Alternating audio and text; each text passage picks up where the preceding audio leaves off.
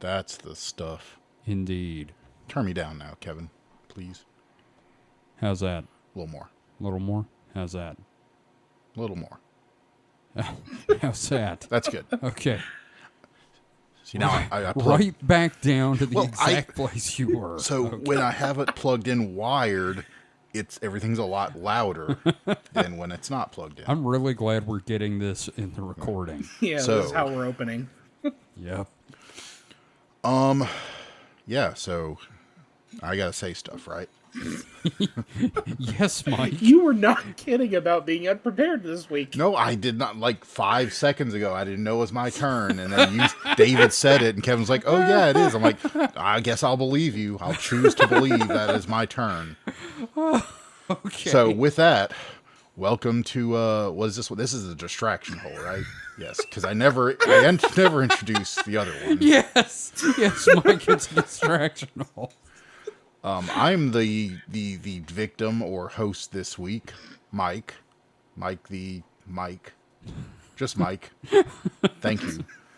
And also joining me in this silly endeavor is David Davis. Hello, Hi. David. Hello. How are you? I'm doing Doing okay. okay? How are you? Pretty good. Is your skin supple? It's getting there. Okay, good. That lotion Hydration's routine a- you gave me is really helping. Yeah. And if you be really good, I'll let you out of the pit. Oh, God. Fresh air. You didn't get the hose this time. And Kevin Hi. just gets, frequent beatings and, I like them. diet of mealworms. I like them. How are you, Kevin? Let's just move on to the show.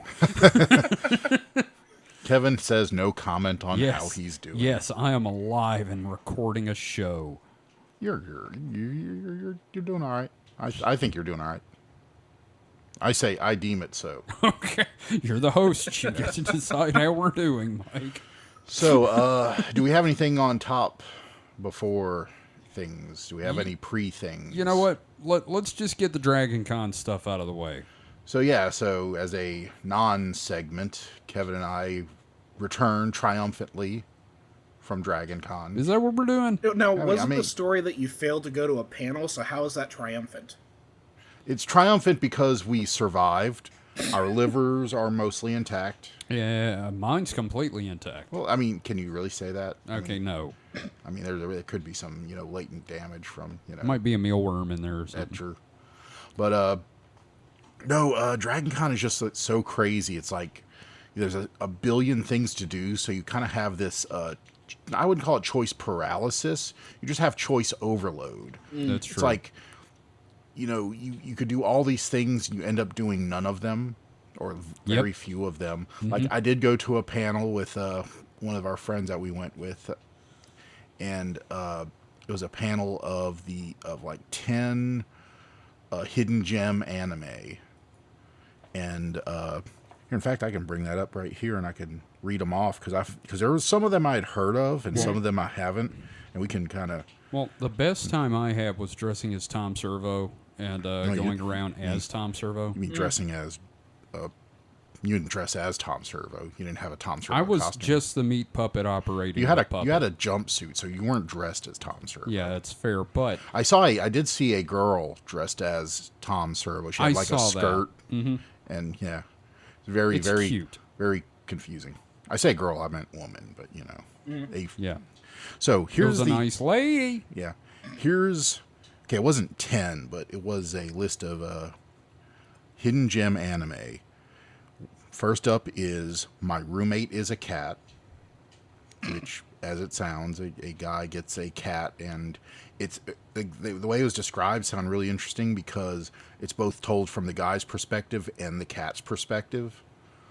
Well, that's kind of fun. So, the cat's like, kind of like, what is this guy doing? Why is he being, so, and the guy's like, well, this cat's just like shitting all over the place, I guess, because that's what cats do now. But it just sounded interesting. That's the only one I think I really remember, the description on. Baka and Test, which I don't know I know much the about. name. Yeah, some of these I've heard the names of, but really don't know much about. Astra Lost in Space, Not familiar with it. Nope. Happy Sugar Life, Nope. Happy Sugar Life. yeah, Angel Beats. I know that name. Yeah, Heard of that I've heard one. of it. One of these is supposed to be like really dark. That might be the really dark one. It's like seems like super cute, but they said it just like falls off a cliff and gets really dark. Pawnee Pony Dash. This is not related to My Little No, Ponies no, at all. P-O-N-I, not Okay. P-O-N-Y. Pawnee Pony. P-A-N-I-P-O-N-I. Oh, Pawnee Pony I'm not Dash. even gonna try. and My Little Monster. You know, you combine them, you do have My Little Pony. So, those are some I'm going to check out. They seem, the way they described them was pretty interesting. They, play like the trailer for them and talk about them. They just all sounded interesting. They sound like they could be, in fact, be anime hidden gems. Well, that's nice. I went to one panel where it was three animators talking about the state of the animation industry from the time they got started, which was around the time they were making Tarzan at Disney, up to Yeah. today. And one guy in the crowd just kept asking them if they will ever do a remake of the obscure 80s cartoon Defenders of the Earth. Panel questions are like a pet peeve of mine because you can get some really good thought-provoking And questions. There were And some then- good ones. and then there's there was just this guy. these weird spurg lords that have such a limited scope of, I don't know, interest. Well, here's the or- thing. The guy was older than me. I know. That I- ass. He was like 70. Yeah, I mean, I remember when Defenders of the Earth came on. That was what, 90s, 80s? 80s. And we didn't get it in my area. I never saw it. I mean, I can hear the theme song in my head, so I've seen the theme. And he's probably like a young man. He's probably he was 40, so he's had to have been an adult at that point when it came out. But he's probably, that just like touched him in a way that it shouldn't touched have. him inappropriately. And he just latched onto that. And Yeah, I don't know. I guess it was maybe he's just a really big fan of Flash Gordon. Yeah. I don't know. But yeah, so it's always like you're sitting in a panel or watching a panel or something, and the next question comes up. You're like going, okay, please don't be that guy, don't be that person, don't be. Oh, you are. You're just Yeah. asking the dumbest, and you're seeing if it's the camera or if you're paying It attention was a to small thing. the. I'm just saying in general because I've seen plenty of panels. Yeah. Recorded and Yeah, but but- you're watching the person that's being asked the question, you could just see their face just like glaze over with this like they don't want to like they want to have a horrified what the fuck look, but you can I tell. saw the light in 3 men's eyes die when that guy asked that question. You're just like they're going like thinking to themselves, how the fuck am I going to answer this stupid ass question? Because these guys all worked on like the fucking Iron Giant, Yeah. and They have and nothing to Tarzan do. and all that stuff. And this guy brings up Defenders of the Earth, and they're just like, life used to be good. Yeah. Let's see. I'm trying to think of anything else I went to. Wow, I really did not go to much Nope. this year. I'll tell you what we did do though. We did watch The Masquerade at a friend's room on yeah. Dragon Con TV, and God, that is like, it's just a bunch of drunk and semi-drunken something awful forum goons just riffing MST style on costumes, with the only rule being never mock the child. And the bad thing is that it's gotten, the Masquerade entrants have gotten a lot better the last couple of years. So you're just sitting there going, I want this to be worse. I can't hate this. Like, Yeah, we were really mad at how good it was. like just a couple of years ago. Last year even. Yeah. There was like the sword guy. Did you- Remember him? Yeah, He came Sword out Guy. and he is- Or God, Sword Guy is infamous because he's been in the Masquerade like several times. Yeah. And he basically just comes out and does some. He's obviously talented. I can't say he's not talented, but It's just he's awkward and weird. But he obviously is some form of performer. He doesn't have a costume really. I think the last time I saw him, he was just wearing like kind of those loose pants, martial arts pants, and that was it. and yeah, he just does some sword routine. He wasn't there this year. I wonder. No, he wasn't. Hopefully, Sword Guy's doing okay. I hope he didn't get COVID and die. Yeah. Jesus Christ, Kevin. I'm sorry. Fuck off. And there's this one family, I think, that did you see a creepy family? I think before they've done like Harley and Penguin. No, they didn't. They but weren't in God, there this year. They've done it a couple years running, and it's Now, like there was really this bad. one lady that came in last year dressed as Toad, and you know how they like, they do that AI thing. They had Toad singing "Chandelier" by Lady Gaga, and this lady came out and just gave it her all as Toad, screaming "Chandelier" at the top of his lungs.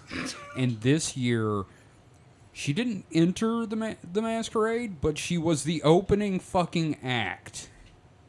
Doing another pop song as Toad, and it was fucking great. That's awesome. But other than that, just got to hang out with my Dragon Con friends and see a lot of interesting costumes. If anyone's listening, sup, goons? Yeah, and I don't know, it's just a good old time. Yep. Kind of once it's over, I wish I had done more, but I can't say I didn't have fun. Yep. It's fun when you go to these things and you recognize certain cosplayers because they keep showing up at places. Like for me, yeah. it's for a few years I kept seeing Han Cholo, Princess Lola, and Arturito. I got a picture of them. It's fantastic. I'm gonna put it in the host chat. But Oh, please do. yeah. Oh yeah, and another masquerade regular that didn't show up this year was Nightmare Pony. It's about what you expect. Okay. It is disturbing. Well, okay. Okay, that's a great costume, Mike. Yeah, and I've seen them like several times because I go to a lot of the California yeah. conventions. So yeah. Yeah, that's definitely a. That's awesome. But yeah, I can't think of anything else I want to say about Dragon Con. can you give it a ranking compared to other Dragon Cons you've been to? Well, see, here's a problem: is that nothing's going to beat your first hit, right? Right. You're always Yeah. chasing that No, dragon. yeah. So, like, I the first agree. Dragon Con was amazing. And, like, I've had, some of the first ones where I met, the goons and hung out with them were really good. The last few as far as the event itself, it hasn't gotten worse. It's just my experiencing of it. I don't know. I can't say I don't like it. Like, I'm not saying I'm not enjoying myself. It's just doesn't seem as memorable, and that's just a me thing, not a Right. event thing. And I'm sure next year I'm gonna have a similar experience because it's like, and also we're getting old, Yeah, so. I mean, Because there were several times where I was walking around just tired, hungry, my feet hurt, and somebody, you can't move as quickly as you want to because of the crowds, and Yeah. like some see, all those factors never bothered kid me. would get in front of me and be like, "If you don't get out of my way, I'm going to slam your head into the ground." I think my issue is that as I've gotten older, those last 10 years, I don't stay out doing stuff as long. Yeah. Like, I do stay out late, but also this year I started on sleep debt. So after the first couple of days of getting up fairly early, I was just like, my body was just like, nope, fuck that. You're just sleeping in. Yep. I just did not want to get up. Yep. So We next didn't year, have room service a couple of times because of that. yeah. Well, when you say room, so you mean room, yeah, Whatever. the housekeeping. Because Housekeeping. room service is a completely different thing. Yeah, that's why I mean housekeeping. My Yeah. bad. Well, I mean, I usually don't like housekeeping during con. I prefer to just get towels because the room doesn't get that dirty. I don't care about the bed being made. I usually have a lot of expensive devices and stuff, so I don't want a bunch of people up Sure. in my shit. So generally, and I just kind of got this from the person I went with the first time, is just getting towels. I just kind of prefer that. Sure. Maybe have them come in once or twice during the stay. Yeah. But just I don't know, it just also just seems so short now, even though I'm staying longer than ever. Yeah, we Just do seems so short. leave like the day after the con now, so that's a good thing because Yeah. it means we're not fighting the crowds, and we can like go out and eat and rest. Checkout is such a nightmare when everybody else is checking out on Monday. That's why I started when I first booked a room myself, because every other time until last year, it's either I'd stayed with people or I'd gotten a hand-me-down room, like someone couldn't go, so they transferred their room to me. And so, well, there was one time I did book it, but I didn't even try to do this. But when last year when I first booked my own room, I was like, I'm staying till Tuesday. I am not trying to get out of here when, like, I don't know how many thousands of other people are also trying to check out of the hotel. It's nice. It's nice to have downtime. And we just sat there watching Cartoon Network. Yeah, just, Tuesday, it's very relaxed. You don't have to... It's a nice drive home. I mean, it's like 6.5 hours, but still, it's not that bad. Yeah. So, Mike. Yeah. Who do you want to go first? All right, so I'm going to roll a D6 here. Uh-oh. So let me guess. 1, 2 is one of us? Yes. 1, 2. 1, 2 is David. Okay. 3, 4 is Kevin. And 5, 6 is me. So let's see. We get a 2. So David, you go first. Okay. Well, first of all, I managed to complete my seasonal journey in Diablo. I'm very happy about that. Congratulations. Just in time to start playing Starfield all the time. So there you go. Yeah. But no, the big thing for me last week, or I guess this week, I don't know, was the live action adaptation of One Piece on Netflix. I saw the first one. Yeah, I haven't watched any of it yet. You guys know that I'm a big fan of One Piece. I won't shut the fuck up about it. Yep. So, like, this live action thing was something I was very much kind of looking forward to. Like, I do admit that I was a little apprehensive going into it, but I want to confirm that yes, it is very good. And this is from me coming as a One Piece fan. I am completely satisfied by it. Well, good. Yeah, I've seen some One Piece. I read more of the manga than I watched the anime, and I like the first episode quite a bit. Mind you, I wasn't expecting... I don't think I ever got to the transponder snails. So that was a bit of a shock, seeing a snail sitting on a desk going... Burr, burr, burr, burr. Burr, burr, burr, burr. I was like, what the hemorrhaging fuck am I looking at? I love it. Well, I'm on my third rewatch. Oh, wow. Yeah. Well, because Wow. I introduced Nerd. Holly to it. Okay. And then I also introduced my dad to it. So Okay. I've been watching it with both of them. But when I intend to watch it again, this time with the original voice actors doing the voices for the characters, and want to hear how that works out. Oh, like the Japanese? Yeah, they actually have the Japanese voice actors for the Japanese. A lot of audio. Japan. I give them a lot of credit for doing that. That's cool. I'm going to say something else about the show. When Zoro was introduced with the 3 swords, I was fully expecting them to, like, cheap out and, like, have him hold, like, 2 swords in one hand. And then he put the sword in his mouth. I was like, okay, nope, Yeah. I'm in.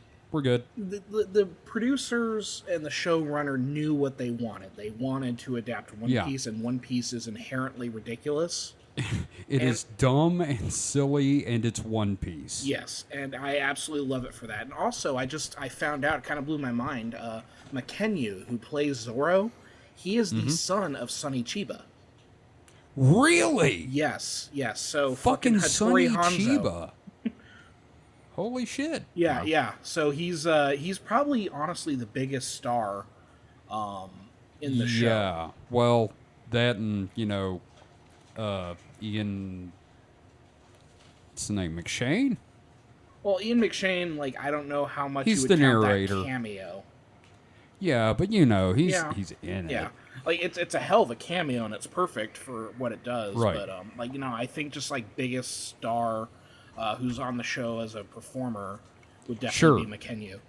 But I gotta say, like, they did an amazing job, like, casting the Straw Hats. Like, these...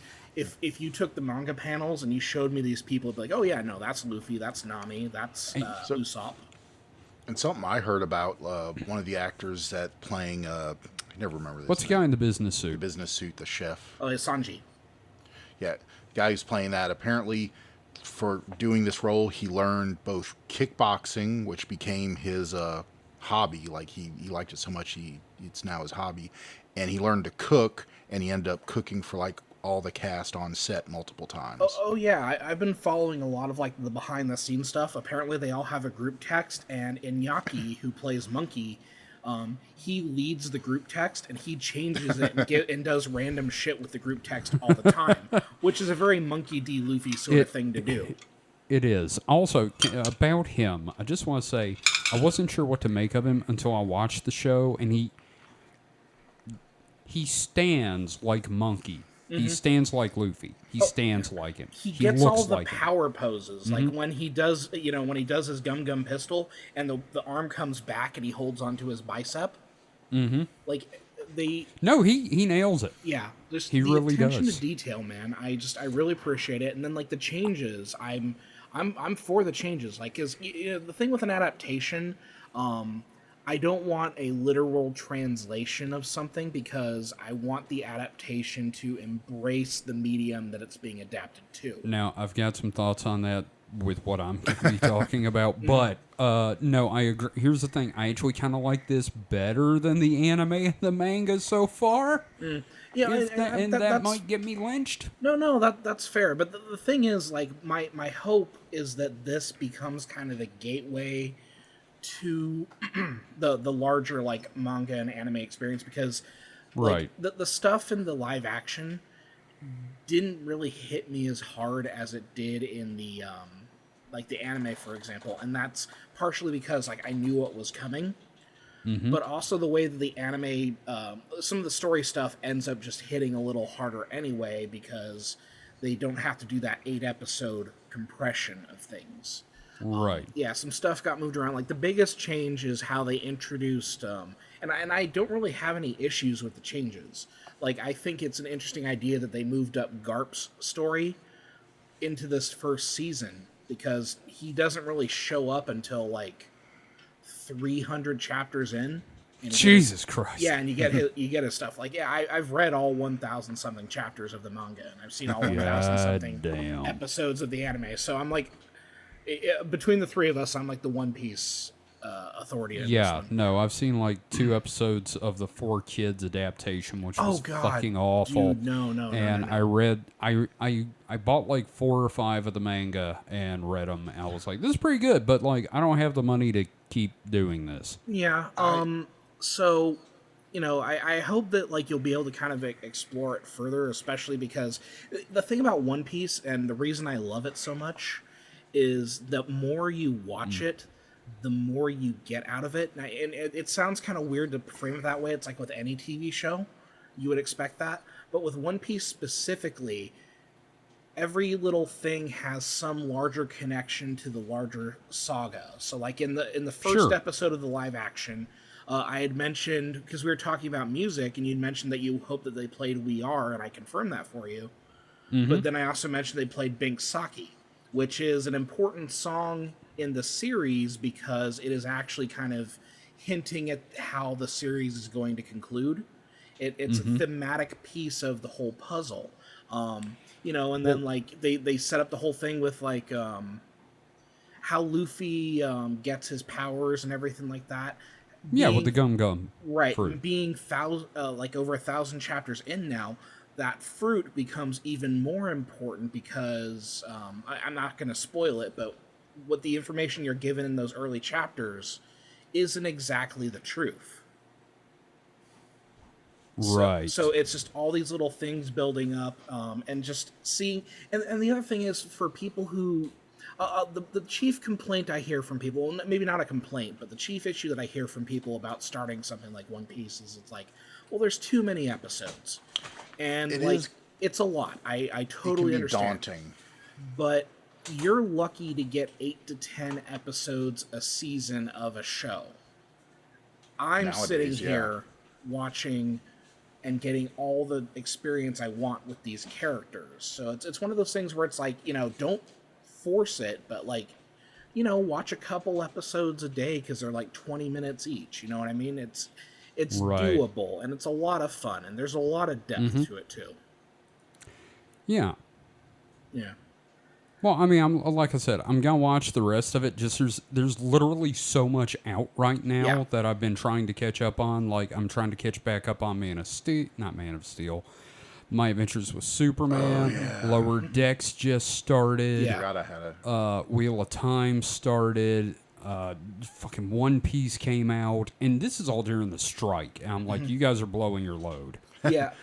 I'll tell you what, it depresses me that, like, we're probably not going to get season 2 for, like, 2 years. Yeah. Oh wow! So I just popped open because you said My Adventures with Superman. So I popped open Max and I see Fooly Cooly Grunge. Oh, is there you up. go. Oh, god damn it, that too. Because I want to check it out. I don't know how I feel about it, but I want to check that out as well. Well, It could be decent. I mean, the Maybe. animation looks a little iffy or ropey, but you know. Sure. if you are interested in the anime, I'm going to make a suggestion. They've done some wonderful compilation films that kind of do a hour and 40-minute version of a saga.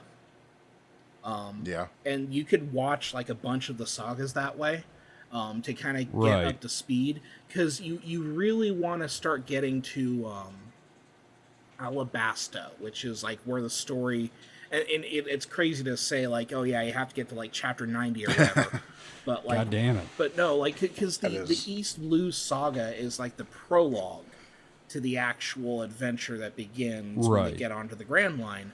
And like Alabasta, like when I started One Piece, I was enjoying it, but it wasn't until Alabasta where I'm like, oh my god, this is incredible, because like the scale just explodes, and the shifting balances of power and everything like that, and just it's very worldly too in that way that I really appreciate, where it's like Right. something is happening in one corner of the globe that's going to have repercussions on what's going on here, and you're just waiting for that pin to drop and the fallout to explode.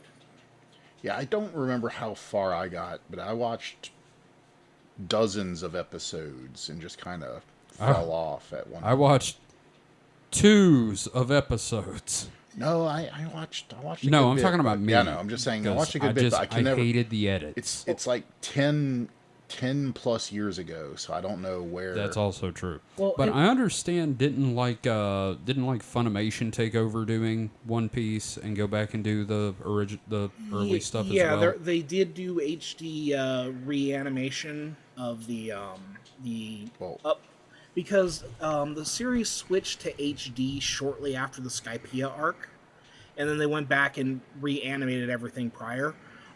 If you are interested and you're willing to sail the high seas in more than one way, there is Indeed. a project called One Pace, which is a editing project where they take these sagas and they edit them down to like more compressed forms, and even then it's still like one saga is going to be 4 hours of content. yeah. but was you it? Was there a lot of filler, aka Dragon Ball Z? Like, Yeah. There always is. Well, yeah, and you never know. Like, you know, if depends on how much of the manga was like out when they started animating. So I don't know for sure. So yeah, I'm looking at the website now. Yeah. So with Oda's workload, like that guy is a machine. But even then, yeah, with One Piece, they do occasional filler arcs that give him some room to like do his thing, and then they'll adapt it later. Because the other thing about One Piece that's different than a lot of anime, One Piece isn't animated as seasons. It's literally a weekly animated show, and they'll Yeah, take a it's- few weeks off a year. Okay. Yeah, it's just been one continuous run since the beginning. Jesus. Yeah. You know, it's- And that's kind of like there's a lot of shonen that does that too. Like technically, Ranma 1/2 doesn't have seasons. It has 2 seasons. It has the first like The failed one and then yeah, the- first 16 the episodes, ongoing. and then after that, it's another 100, almost 20 episodes of just solid. Well, and here's the thing. I hope that you guys eventually kind of like get into it, just because I want to hear your reactions to certain things. Right. Like I would love to see how you guys handle Marineford, which is one of my favorite arcs, or Enies Lobby, which is like epic as hell. Like part of the fun of being like a One Piece fan and trying to introduce people into it is it's a way for me to vicariously live through your experience. Like Yeah. when a certain character is revealed or a certain backstory element is revealed, I get I get my jollies from like Right. No, experiencing I that. understand. I understand because there is an anime series that I would like to make people watch because it's just because of what happens in it. Has Kevin? I know you've watched some. I don't remember how far you got, but David, ever watched Gurren Lagann? I watched I some. haven't watched I think it, I but got I the know about it.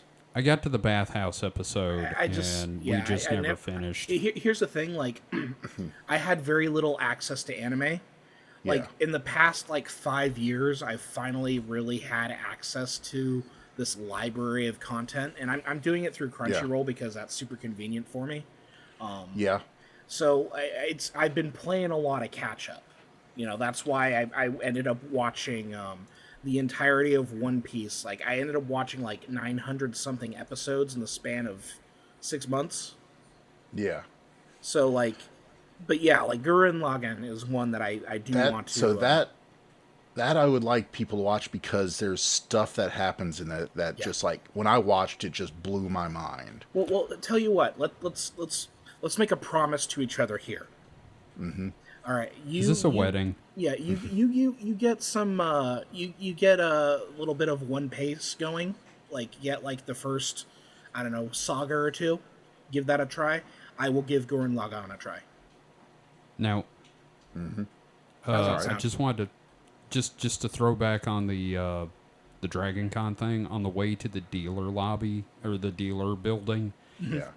Netflix had a giant Oh, ice yeah. cream van handing out like just tchotchke stuff of One Piece, and it was painted wood panel Was with wrapped, but yeah. yeah, it was wrapped, and they had like the top of it looked like the ship. It had the the goat. goat head Oh yeah. Yeah. as a mast. Like So, that's cool. Yeah, it is Like, cool.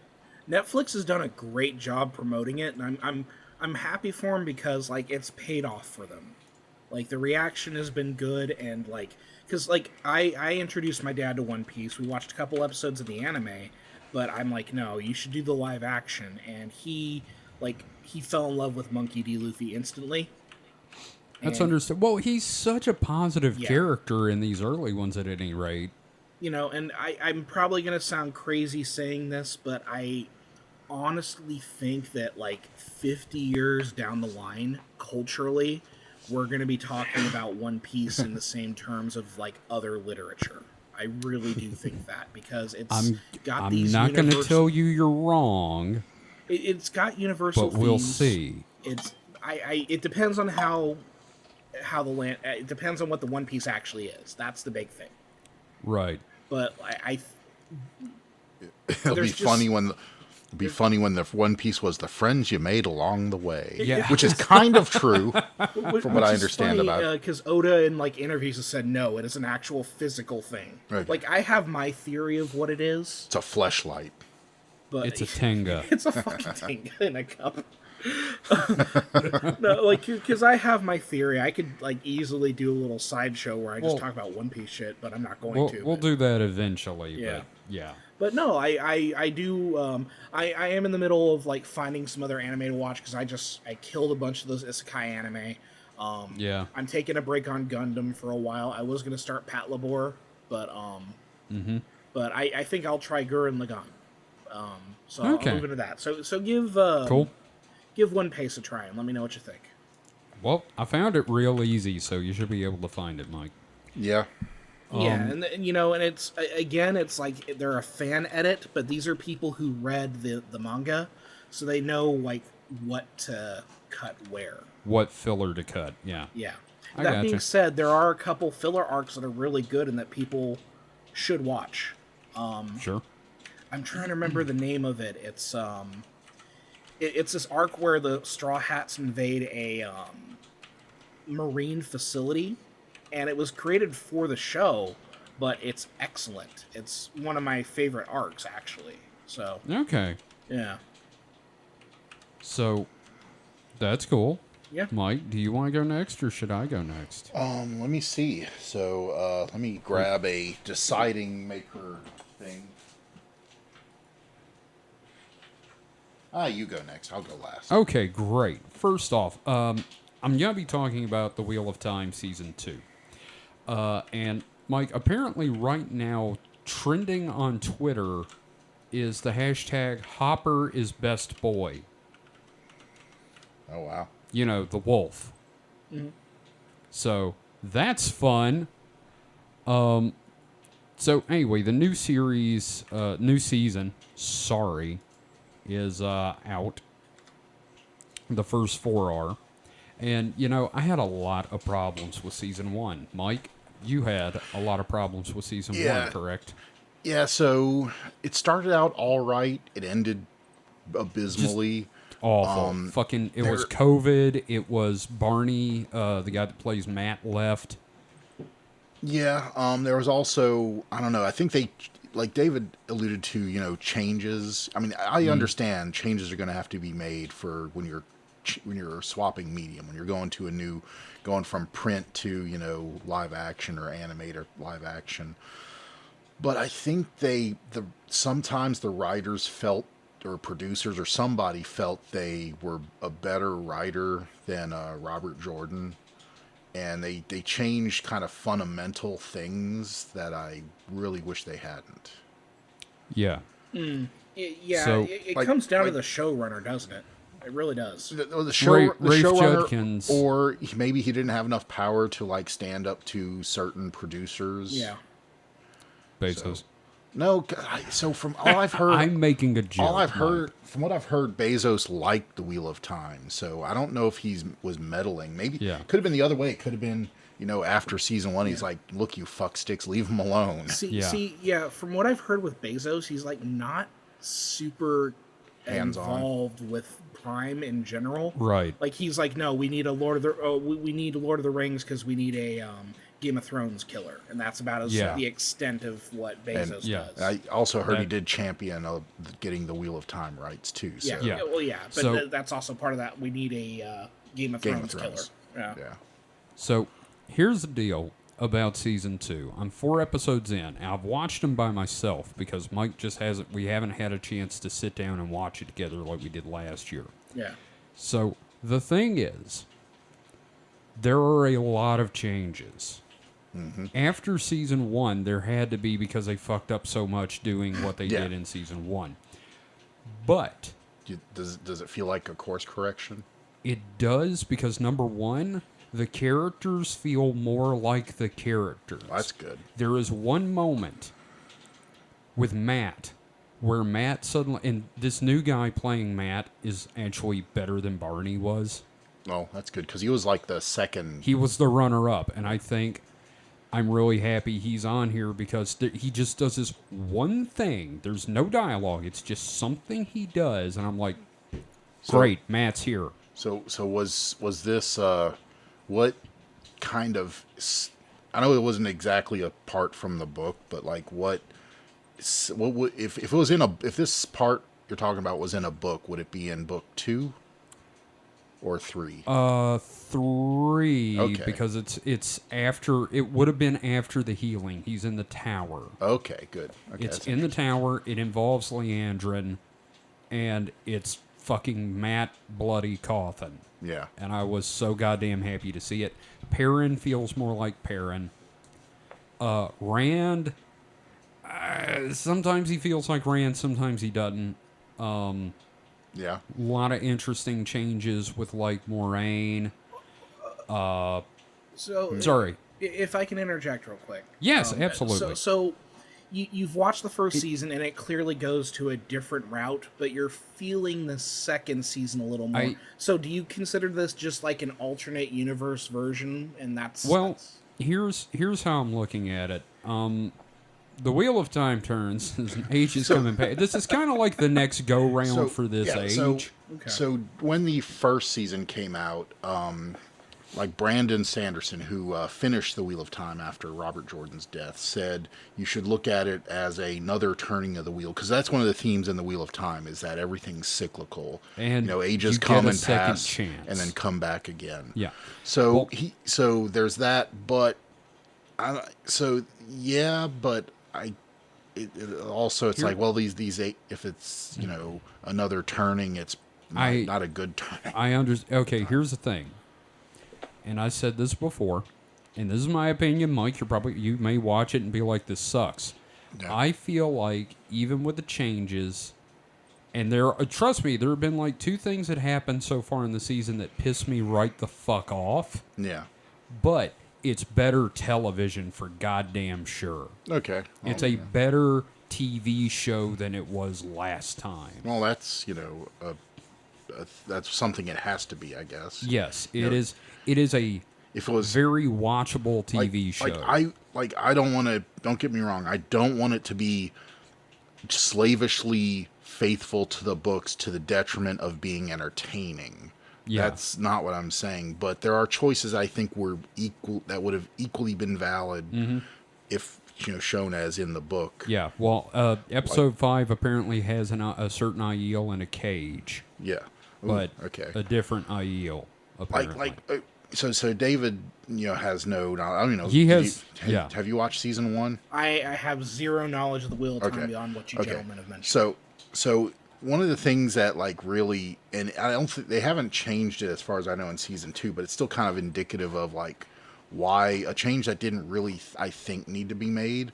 So in the universe, there's magic users, obviously, Right. and there's a nation that controls magic users by collaring them. In the book, they're It's collared. magic collars. Yeah, they have collars on, and the person that's controlling them has a bracelet that's linked by a metal rope. Basically, it's described as. Yeah. In the very last scene of the last episode, they showed these people arriving, and while the collared magic users still had collars, they had Gagged. they're just these gold plates over their mouths inexplicably. I understand, in the books, these collared magic users are super oppressed. They're slaves. I They know are- what they're doing. I get what they're doing. I don't necessarily like what they're doing, but they're doing it, so we'll see how it goes. I think, there would have been more showing about what. I mean, maybe it was visual shorthand but in the books they, showed them, if they spoke out, they were punished for it. And so they were trained to not speak. Whereas in this, they're just literally physically gagged. Yeah. Well, It's does it achieve the same result though? nah. So think- here's the thing: we don't know that until certain things from okay. the book happen Yeah. in the show. Because a main character ends up collared like that, and you learn all that through this. Yeah. And it's very, in the book, it's very kind of horrific because they're basically Dehumanized. they're Yeah, dehumanized, they're treated like animals. and the character is just goes through hell with this, and It being the warps are for the rest of the series. and Actually, being trained to not speak was, I think, a lot more viscerally intense than she gets captured. Look, if I'm kind of extrapolating, but in the series, if they're going to do that, she's going to get captured, they're going to slap a gag on her, and she just can't talk. Whereas as opposed to and maybe they did that to shorten that part. Maybe they don't want to show all that, and I can see how that can be it could be not comfortable, but it's not supposed to be comfortable. right? But overall, my point is, Yeah. I've really enjoyed watching this.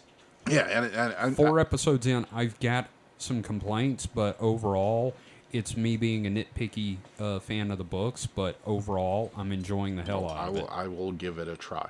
Okay. And David, if you can suffer through season 1, I highly recommend season 2. Like I said, I don't have a connection to it, so Yeah. So that would be I'm just assuming it's bad because you're telling me it's bad. well, season 1 is just that would also even outside of being a fan of the show, the end of the season was just badly written. I don't know but- because everybody was making complaints about Rings of Power, and I'm like, no, that was fun.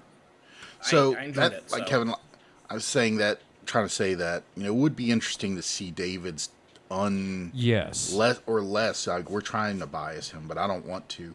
But Yeah. I want to see what you think. Yeah, see what he thinks. I mean, that's but was it 10 episodes, 10 hours of television? That's kind of a commitment. But Well, is it more than a commitment than One Piece?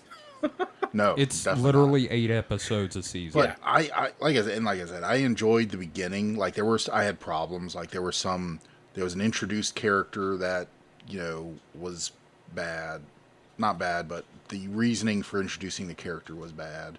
Okay. And there's some things that were changed that have repercussions down the line. But Mike, are you talking about Valda? no, what the introduced character? Yeah. The introduced character was Perrin's wife.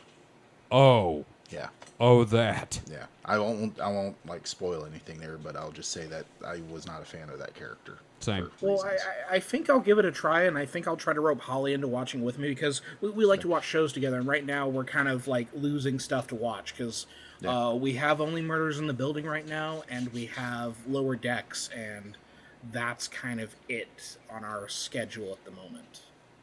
I will say you're probably gonna love Rosamund Pike. I actually really like her in this. No, I mean, like I said, it didn't start terribly, And I feel like this, and but also the COVID, there was COVID problems during Yeah. production, which impacted the ending of the the season. first few episodes actually kind of almost feel like an apology for last season at the end. I but can see that. Like, it's so good right now, Okay. even with the changes. I'll give it a try. So, anything else? Yeah, again, there's some characters that should have been introduced last season that are being introduced this season, and it still works. Like there's a character named Elias Machera that's been introduced. So that's how you say that. Yes.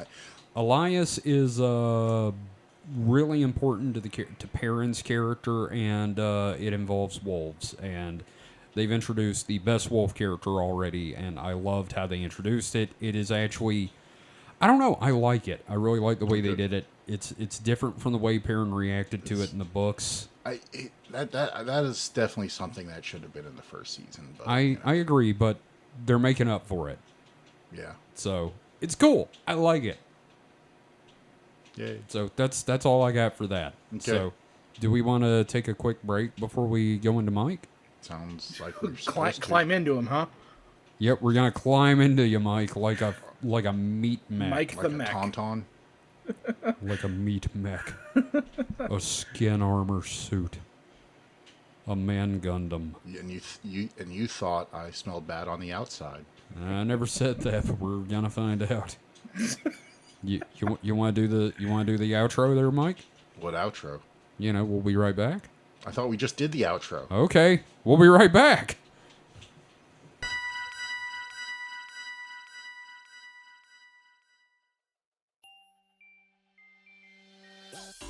Hey, David, you know what makes our show great? What's that, Kevin? No ads. You know what would make it better? What's that, Kevin? Ads. What if, and I'm just spitballing here, we do ads for independent creators at reasonable rates? How reasonable? Overly. How about $2 per episode pre-roll? That is almost too reasonable. Might as well go for it. Let's send everyone to the contact page for Supernatural Selection. SupernaturalSelection.pod.com/contact? Exactly. Just have them scroll down to the Advertise With Us section for more information. That sounds great. Now let's record the ad. Kevin, Yes, David? we just did.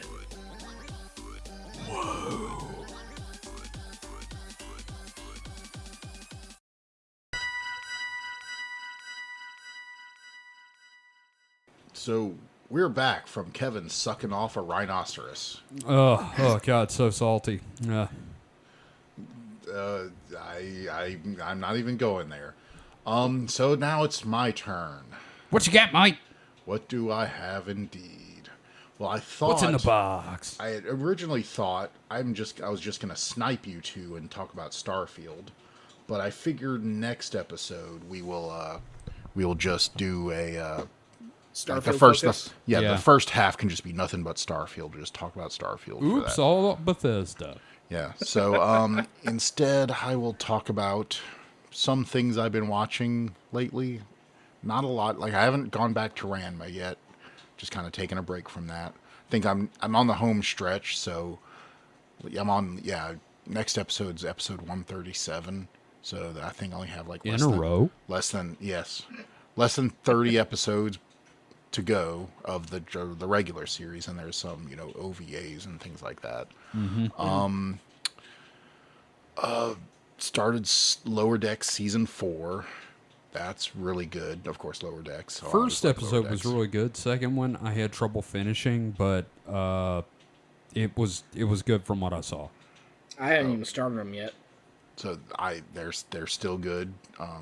Just know that. I won't get into specifics, but I'll just say if you're a Voyager fan, oh yeah, episode 1 Oh, boy. is Voyager. it is some deep goddamn cuts. I do appreciate that about that show. Like, Oh yeah.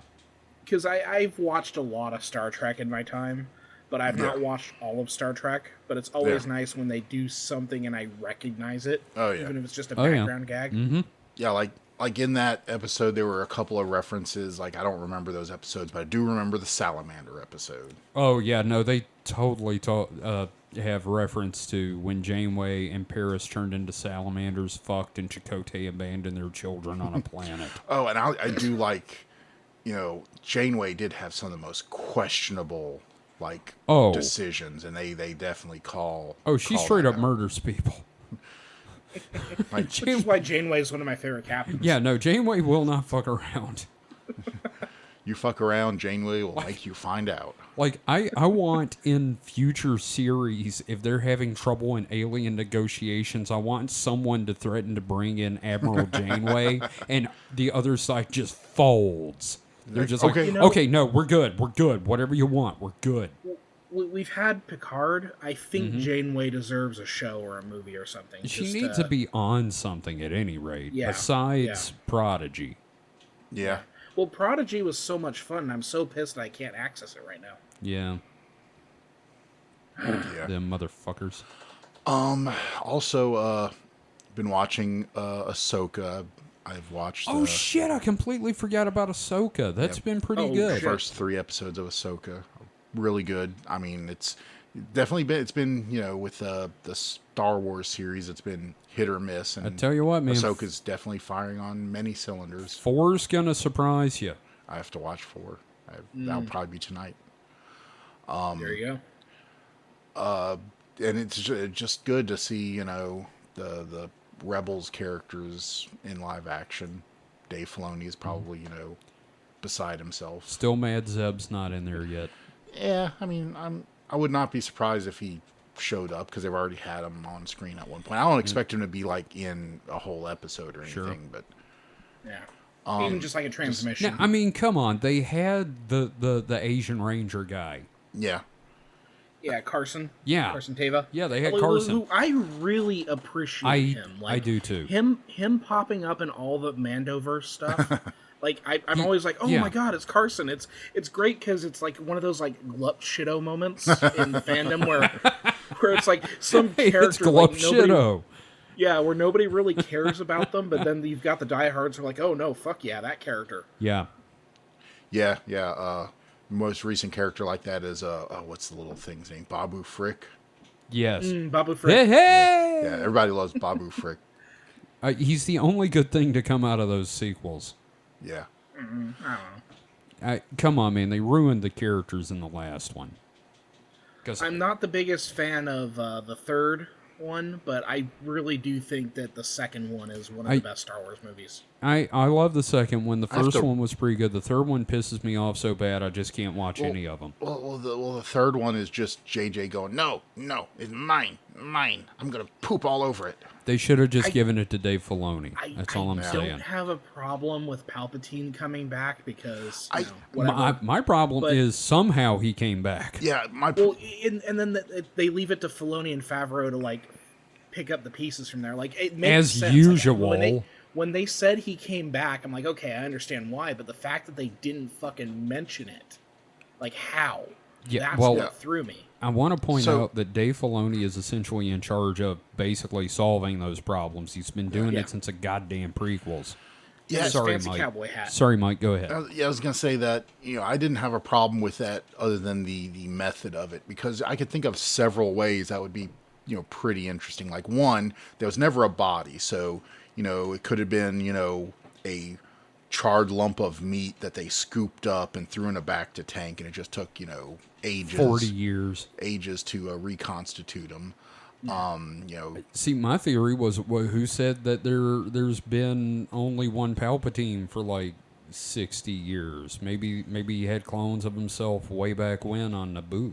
Yeah. Well, and here's the thing: like Palpatine coming back through cloning and like trying to insert try to insert himself into Force-sensitive clones. That's consistent with Star Wars ever since It the is. expanded Heir universe to the happened. Empire, and There's yeah. no problem with that. The problem is the way in which they don't fucking set it up. Yeah, it's just like poof, here he is. Hey, you know what the Somehow dumbest? Palpatine returned. Yeah, you know what the dumbest thing is? Space horses. I don't think that- they were too bad. That was Any fucking worse than dumb as Space hell. Whales? Yeah, it's way worse than space whales. Why? Because space horses. So they Space have, whales. look, Fuck that movie. the fact that they had that was two, that was No, I'm talking about in the third one. They rode space horses Is on it any- they any- brought them any back and more- rode them on a is it- spaceship. Is it any worse than Obi-Wan riding the lizard bird around? Yes.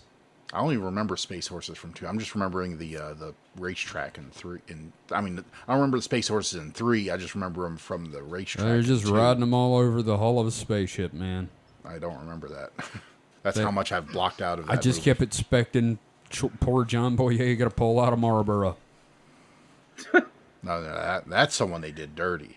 Oh yeah, Yeah, no, yeah. I feel so goddamn bad for that man. Not They better fucking course Just- correct with just- this new Rey trilogy. Yeah. They better give him his yeah. Jedi abilities. Not only what they did to the character Finn, but what they did to John Boyega. In general. In general, is just Yeah. But it's No. like double scummy. Yeah. Fucking Disney. I can't blame So- Disney as a whole. Disney doesn't care. Disney just wants it to make money. It's the producers themselves that are to blame there. I mean, Disney is to blame as far as oversight goes, or lack thereof. But really, it comes down to the producers and directors at being culpable. Because, like I said, Disney not sitting there going, fucking, screw Boyega out of all, any kind of, character development. They're Yeah, just like him Disney, running around going, right! Disney's just like, make us some fucking money. Yeah. Who was it? Kathleen Kennedy, maybe. Yeah, at no. the top of the shit pile of people to blame. Wipe my butt with her face. Anyway, No, she's had more hits than misses, though. That's the thing. Like, Kathleen Kennedy has been with Lucasfilm for how long now? Like, decades? So, like, I don't like this kind of, like, fandom thing of, like, oh, Kathleen Kennedy is the problem because, well, no, she wasn't the fucking problem 20 years ago when they did the prequels. So, no, Depends on how you I feel just- about the prequels. yeah, I'm not a fan like, of those either. Here's the thing, like, the prequels grew on me. The prequels are the favorite Star Wars for a whole generation. You know what else grows on you? A The same fungus. thing. Oh, the same thing's going to happen with the sequel trilogy. The sequel trilogy No, is it's going to be not. the favorite Star Wars trilogy. Oh, of for somebody, a but not for me. Yeah. But my But, point, you know, point is she might not be like the instigator, but she's definitely the buck stops there kind of person. Like any and all decisions relegated to Star Wars are basically hers to own. That's what being a leader and a boss is about. Is you have to take responsibility for both the successes and failures. Yeah, do your Starfleet duty. But really, like, the only failure that I feel like I've experienced with this new Star Wars is that third movie. Like, all the Mandoverse stuff I've been having fun with. The first two sequel trilogy movies I had fun with. Hell, that second one is among my favorite Star Wars movies. So again, like, a lot I'm of not- people really bitch about the Luke Skywalker stuff in that, but I find that to be my favorite part. It makes sense for Luke. Like, it- it makes sense for him. I get a lot of people not liking him being just kind of like, I failed, so I'm just going to drink blue milk for the rest of my days. Straight from the teat. Yeah. Straight from the teeth.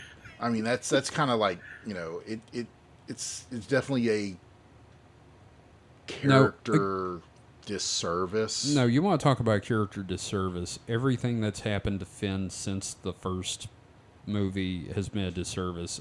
He had the most useless storyline in the second movie, and then the third movie was just hot garbage for him. You know who's cool is Poe Dameron. My favorite character. Could have been. Could have I like been. Poe Didn't Dameron. like him in that last one. Yeah, the last again. That's why. The And third one also, isn't my didn't favorite. like him in the... Actually, my problem with him in the second one is he was acting like a dumbass, but also, all they had to do was tell him what the fuck they were doing. And then, hey, maybe he wouldn't have tried a fucking mutiny. Yeah. Well, Again, I feel like there was so much potential after that first one, and it just didn't... A lot of that potential didn't happen. Yeah. Well, at least we got the Mandoverse. Yeah, no, I And- agree. I agree. and moving on to the shows, back to the shows, I guess. Mm-hmm. I've not had objective problems as I did with the sequel trilogy. They're Boba Fett and Obi-Wan were both incredibly boring. Yeah, here's the I agree with you, but the thing about Obi-Wan, I forgot it came out. Oh, it's easy to forget. I completely forgot it actually came out until someone talked about it, and I was like, "Oh shit, that happened." I think the They problem. are the weaker ones, yeah. I think the problem with Obi-Wan is kind of where it's going to end up. Like Yeah. Well- they really should have made the crux. I mean, they should have made the main conflict of Obi-Wan something you didn't know about already. Making it about the kids just makes it, you just know where it's going to Yeah. end. Now, I will applaud them for giving us Liam Neeson at the end. I adored seeing Liam Neeson at the end Yeah. of the show. And Boba Fett, the problem with Boba Fett is the Boba Fett series I wanted already happened, and it was called Yeah. The fucking Mandalorian. Yeah, going back and doing Boba Fett after Mandalorian, it's kind of like, why? It's, And the Boba Fett that they went with was kind of a half measure because he's supposed to be a crime lord, but he's playing Robin Hood, which Yeah. pick a lane. You know what I mean? If Yeah. you're gonna do Boba Fett, make him a crime lord or make him Robin Hood. I don't care. Either one works for him. But it's gotta be trying to one do of 'em. Both. Yeah. Yeah. Trying to do both is the problem. You can't But ride that two being horses. said, like, even though Obi-Wan and Boba Fett were like the weaker of the live action TV shows, like, I still had fun. There was still stuff, and I'm like, oh no, this is cool. I mean, there were parts, So- yeah. Yeah, I mean, I guess I'm not as critical as I used to be. I guess I don't have time for it anymore. That's one thing I've noticed about myself, where, like, it takes a lot for me to, like, be angry about something or to be annoyed. I think my mental health is affecting my opinion on some things, and we'll see how I feel after this upcoming appointment, but, like, Star Wars really still gets me mad. Yeah.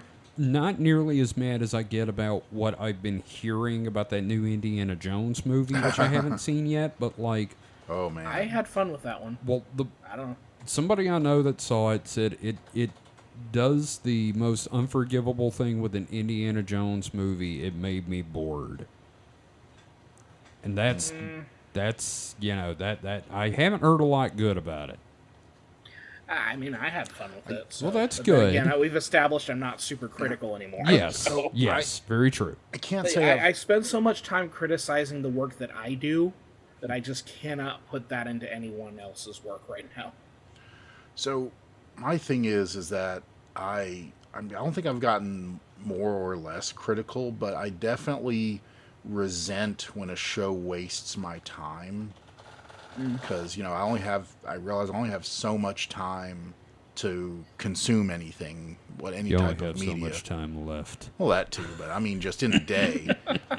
In a day, I can watch like maybe 3 hours of something, maybe if I'm lucky. And Yeah. so, if I watch something and it's just boring, it's wasted my time. Now, do you Right. push yourself to watch it, or do you just turn it off? Because if I'm not enjoying something, I'll just turn it off. That's kind of the problem. Is if I can't say I'm a completionist, but there are things like I kept watching Obi-Wan just to see, well, does it get better? Like, does it redeem itself? Does it have like something going on there? And by the end of it, it's like I kind of wish I had stopped, but Yeah, I kind of did the same. Here's the thing: I did that with the Star Wars stuff because I was like really wanting to like some of it, and like Mike said, Obi-Wan and Obi-Wan. Actually, the problem is that's more of a hindsight thing in that I kept forgetting it came out because it left so little of an impression on me. But Boba Fett just made me mad. It didn't make me mad. Just, I mean... When I watched the last episode and it was panning out him and his biker friends, I was just like, oh, go fuck yourself. I didn't have that reaction. I was just, like I said, it was just kind of like, My chief complaint with Boba Fett is it became the Mandalorian halfway through. It did. Well, so... the bad thing is those were the best episodes. Yeah, I mean, they definitely just hijacked that show for 2 episodes. It's like Mandalorian season, what was it, 2.5? Something like that. Yeah, it always leads me to think about that idea of, like, what if I were making this stuff, like, if I could go back and make those changes, what would I do? How would I structure things? And it's fun to think about that sort of stuff. So that's another reason why even if I don't like something, it gets me to think about storytelling in a way. Because, again, that's something that you and I do, Kevin. So we're always kind of looking for those thought exercises. Yeah. So I just had a thought. Mm-hmm. The reason they had those episodes take place, or that bits of Mandalorian take place outside of the Mandalorian, is because Din Djarin's not the Mandalorian. Grogu is. Yeah, that's one of those theories out there. It's either Grogu... Well, because those were the episodes while he was with Luke. Yeah. I did not realize that was a fan theory. I just kind of had that thought in my head just now. Maybe I read it. I mean, like, you're looking at the way the show is setting things up. You're like, no, that makes sense because, again, he's been adopted by this Mandalorian. Yeah. So yeah, like you're following the natural thought process, which makes sense. But yeah, that's a lot of people believe that it's just going to end with like Grogu as the Mandalorian. Like this, we're getting his background, we're getting his saga in the tales. You know what I mean? Yeah. Yeah. I like it. I like the idea of Grogu being like the one to unite the Mandalorian and Jedi in the future. Not Sabine. I mean, everybody has their role to play. Yeah. I don't know what they're going to do with Sabine. Grogu looks a little more iconic. Yeah. To me, like to kind of serve that role because he's an unassuming little guy. Even when he's grown up, he's going to be kind of small, and it's playing with those expectations of Yoda, like great things in small packages. And it's also kind of like they're like two opposite ends. With Grogu, you have someone who he wasn't really a Jedi yet, but he was on the path to being a Jedi and and is now becoming a Mandalorian. Both with Sabine, she was a Mandalorian, but now she's on the path to trying to be a Jedi. Mm-hmm. And the thing is, I'm also really curious how like Grogu and Rey are going to connect, because I think there's some interesting stuff that can happen there, and I'm curious to see where that goes. Because I do like Rey. I do like Rey as a character. Sure, I agree. Daisy is. I think Daisy is fantastic. She has like the good look for a Jedi too. Yeah, I think I never had a problem with any of the characters, just what they did with them. Yeah, I love this action figure. I hate the way you play with them. That's kind of a good way of putting it. Yeah. Like okay, cool. Other than that, I haven't really watched much else that I can think of. Anybody do any reading recently? I'm still working on my reread of The Wheel of Time. I'm on book 6, The Lord of Chaos. And when we talk about movies and video games, I'm like, does anyone read a book anymore? I am in the process of reading. Yes. I have a couple of books to read. I've just every time I don't know. I just don't read fiction much lately. If anyone out there reads A Wheel of Time, though, the book I'm reading right now has my favorite moment of I'm the Rand in the box. So I can't call that my favorite moment. It's not favorite moment, but my favorite joke about that moment. So But yeah, All I did recently was I read some Edgar Allan Poe stories because I'm a Poe whore. I love Edgar Allan Poe. you Poe bastard. I'm goth in my heart. So like yeah, I did Cask of the Amontillado. Let's see. I did Mask of the Red Death. I'm in the middle of reading the 1001 or 1002 Tales of Scheherazade. So yeah, I'm kind of just working my way through the Poe anthology.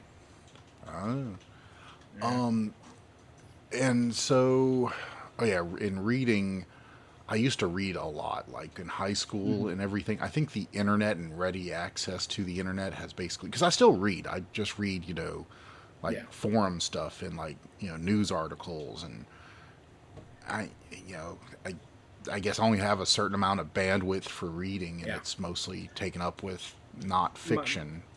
My master's degree and teaching has kind of killed reading for me, and a lot. Like I did not read for pleasure for like a year. Oh, I bet. So, yeah, so and I mean, I'm reading every week because I'm reading papers and doing research and stuff. But being able to sit down and read something is something I'm trying to get back into. Yeah, it's tough. It's a struggle, man. Yeah. Well, I mean, I can. Well, here's the thing. The other stuff I'm reading is shit I do not recommend anyone read ever for supernatural selection. I'm currently reading a book about the secret underground Dulce base that somehow implies that the Nazis exist by the Jews creating them. So you do the math. It's goddamn rough. It also says Exxon is responsible for the Illuminati, so yeah, don't fucking read it.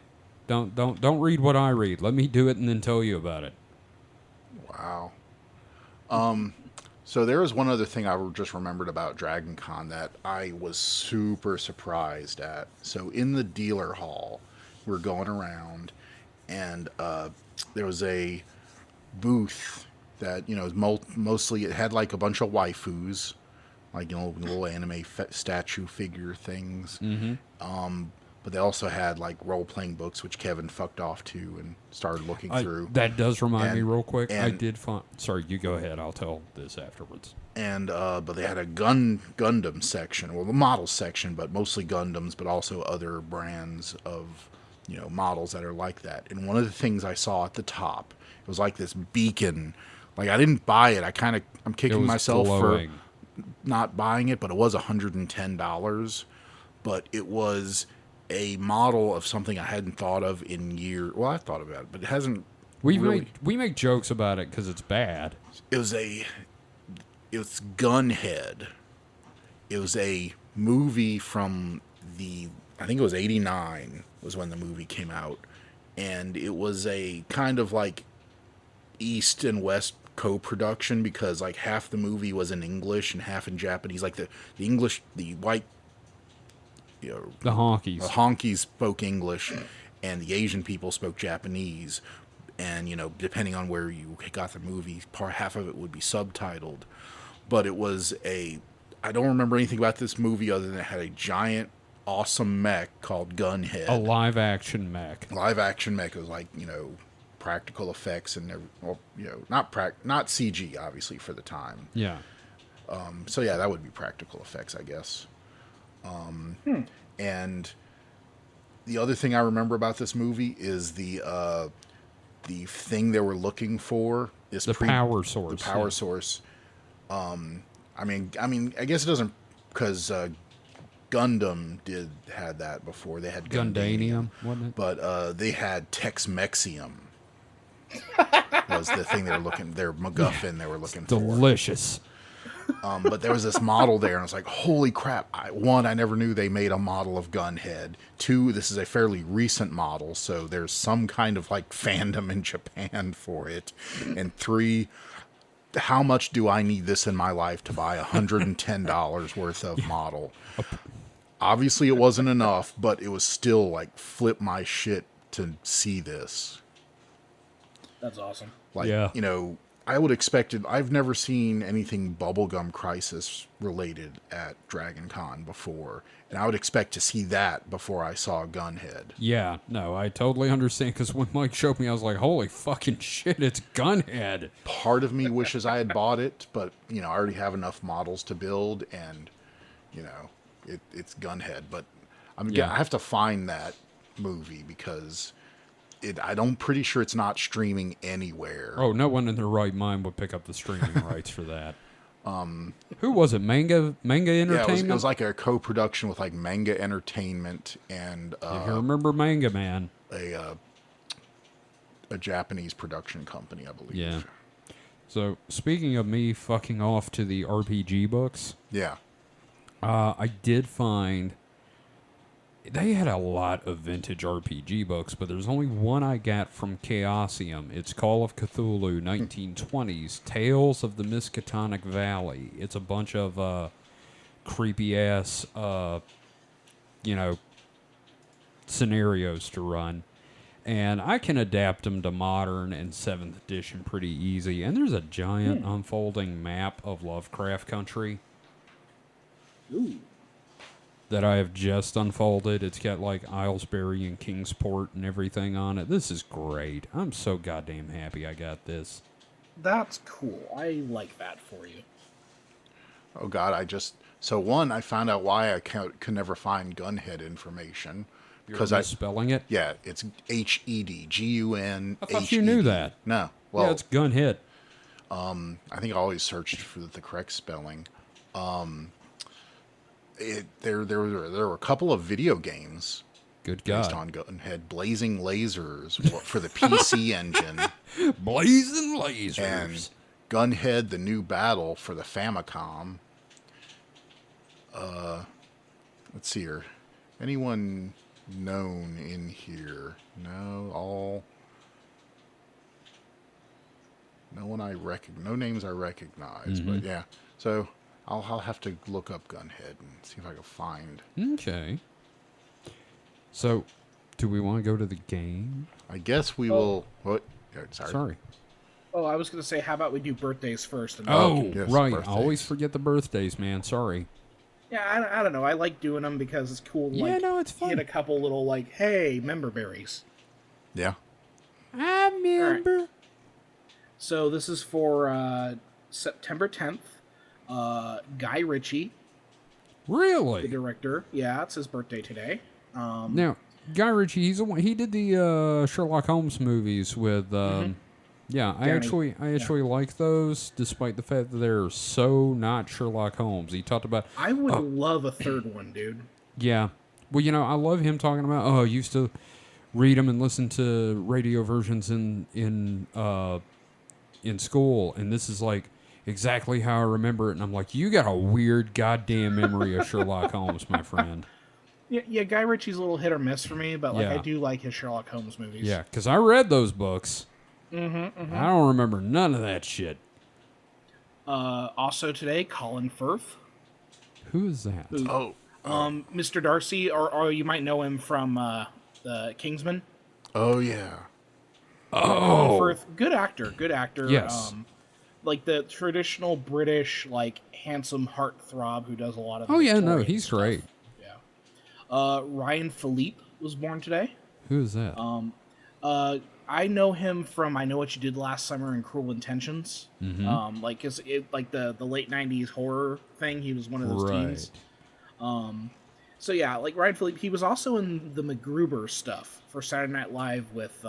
Is it Philippe or Felipe? I think it's Philippe. Okay. Well, I recognize him from the poster of I Know What You Did Last Summer. So we're good. Oh, he's in Studio 54, or he's in 54. Sorry. Yeah.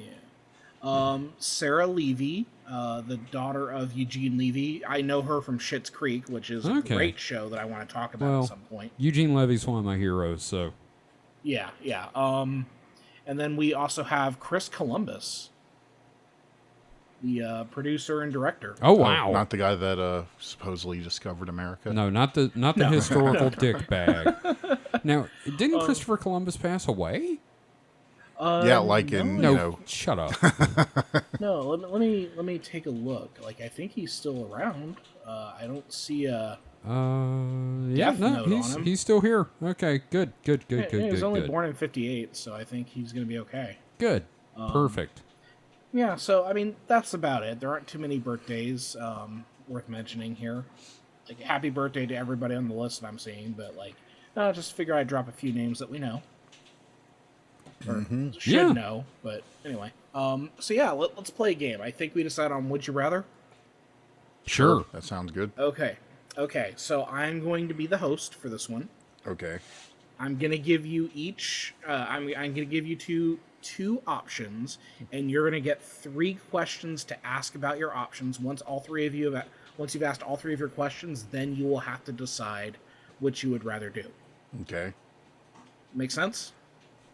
As clear as mud, but let's go. Yep. Let's go with it. All right. So, would you rather 1 have to restart your day whenever you mispronounce a word, or 2 piss hot sauce? Oh, one. Yeah, One for sure, because the number of times I mispronounce something in front of a customer, I would gladly restart my entire day to take it back. Well, here's the thing. Like, you should ask questions because Okay. there might be a little spin on Okay, these. okay. So, Here's I can't think of any question that would make the pissing okay. hot sauce Do better. you feel it? Does it burn when you piss it? no, it doesn't. It doesn't burn. Really? Okay, that changes things. Does Okay, so Kevin, that's you. That's your question. does Right. does Mike, do pissing you have a question? does pissing hot sauce does it smell a lot? Yes. That's tough now. Because All right, you still got 2 questions each. Got another question, Kevin? when restarting my day, can I change anything leading up to the mispronunciation, or does it just play out verbatim up It to plays the out- mispronunciation? It plays out the exact same way, except you get out of a different side of the bed. Fuck. Okay, maybe I'm gonna go with the hot sauce does- at this point. In the redoing the day, do I have knowledge of what was going on, even if I can't action upon it? Yes, and you are always doomed to not be able to change things. So you're basically just trapped that's- riding around in the back of your own head, screaming until you can finally wow. say, "It's That- it's not goodbye, it's goodbye." you That's well, fucking it's also moron." it's also hell because you're sitting there going, there's other faux pas and shit you did that weren't mispronunciations of words, like, oh, I should have done that, but now I can't do shit. Okay, about it. I'm gonna go with the hot sauce now because that's much less of a hell. It gives me the so- excuse of someone saying, "Hey, you want some hot sauce?" and I get to pull my dick out. Yeah, that was my third question because Kevin, you skipped your third question. I thought we only had 2. No, you have 3 total. Oh, okay. Yeah, am I gonna get in trouble for whipping my dick out to add hot sauce to things? Depends on the person, but generally in public, yes. God damn it. Yeah, standard dick rules apply. Fuck. Before you ask that, you should ask this question, Kevin. Is the hot sauce I piss safe to drink or safe to consume? It is in fact delicious and your favorite hot sauce.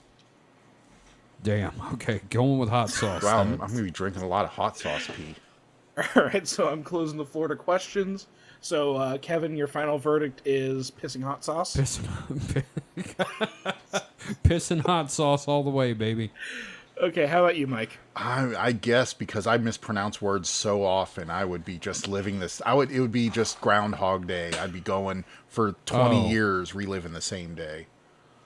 I would go functionally or unfunctionally insane. Like by the time I got past one day of doing that, I would be in a gibbering pile when I woke up the next morning. Yep. Well, the thing I didn't tell you about either choice. So, Kevin, you went with pissing hot sauce. The Yes. unfortunate part is every day the FDA has to inspect your penis. Hey, that sounds like a bonus to me. That does sound like a bonus. Okay, well, I guess you win then. Yeah.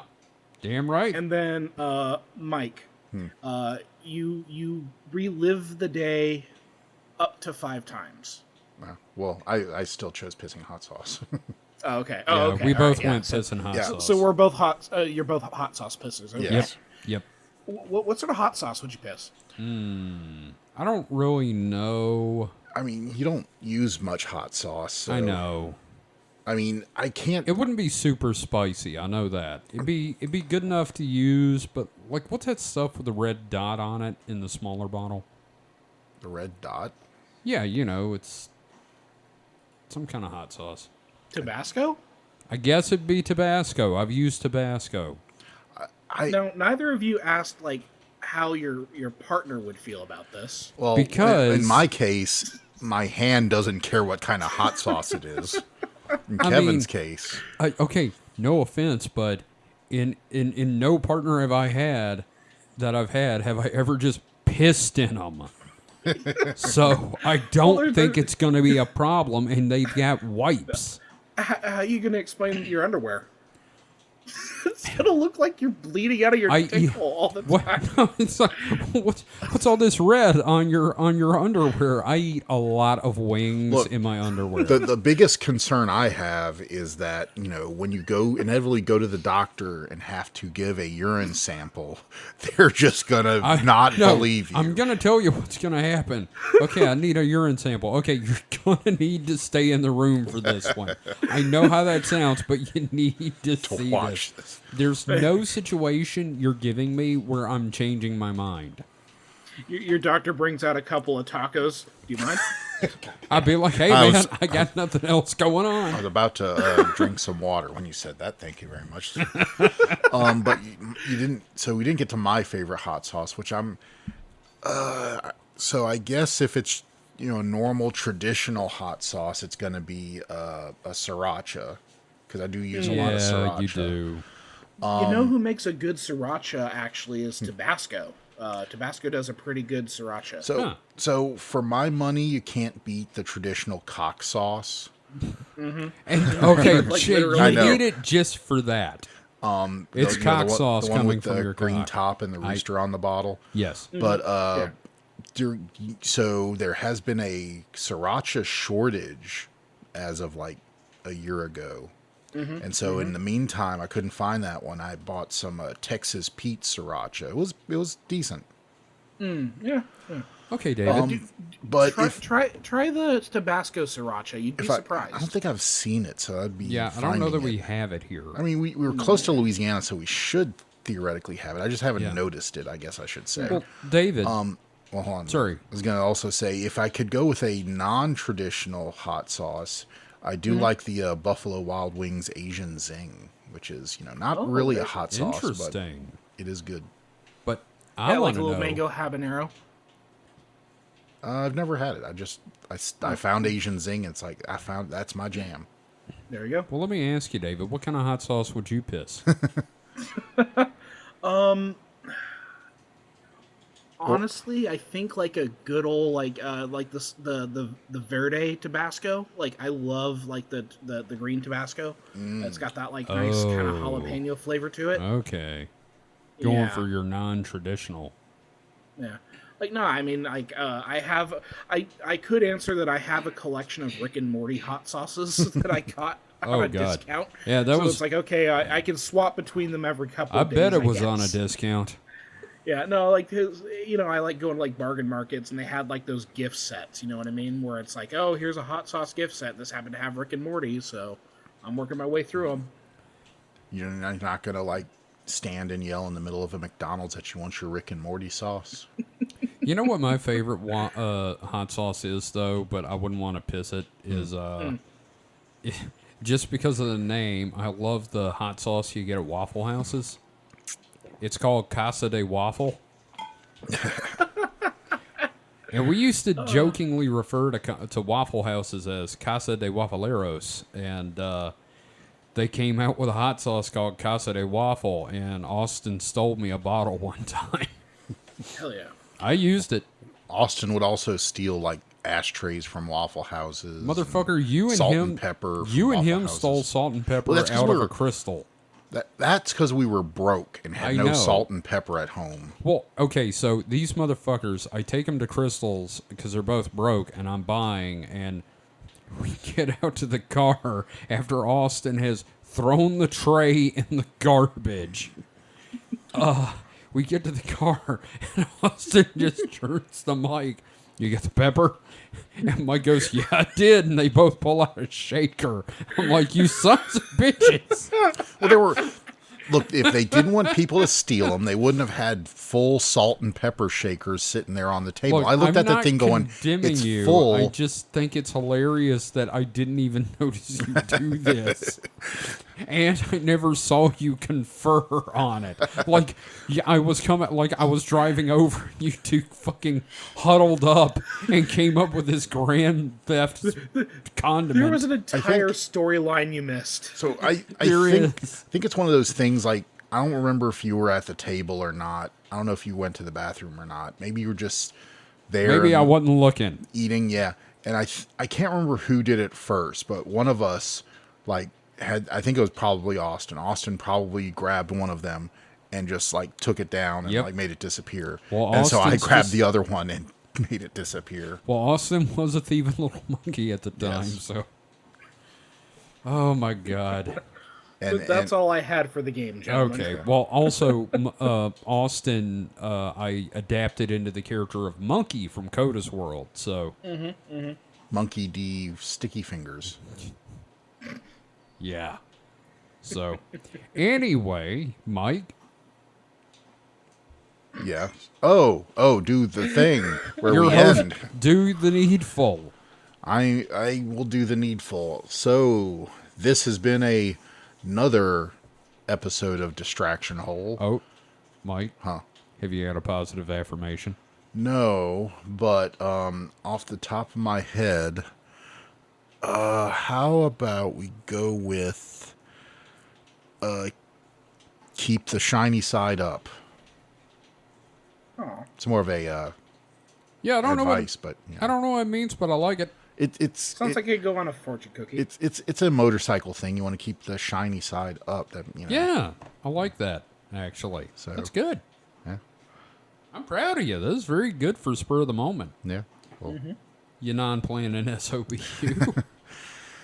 So, any departing thoughts or shots or, Well, jabs? I'm just going to say, listen to our other podcast, Supernatural Selection. We've got something coming up that's going to hurt. Is it deep hurting? Deep hurting. I'm just going to mention that I finally finished archiving my comic RGBots to the website, deleted the Twitter account. I am free. And RGBot starts doing new pages tomorrow, actually. So Very cool. Just go to rgbots.com and you'll be able to read new comics.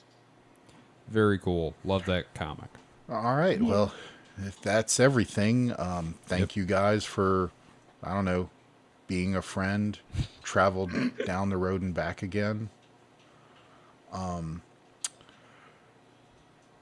Good night, nerds. Fuck off, piss boys. No, they're not piss boys. Oh. They're nerds. Oh, my bad. They're Sorry. listening to us. They're nerds. Okay. I'm just so mad you didn't finish the verse.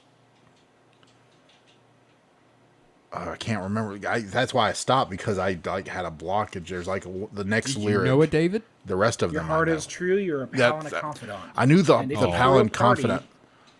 Yeah, and invited everyone you knew, then you would see the biggest gift would be from me. Yeah.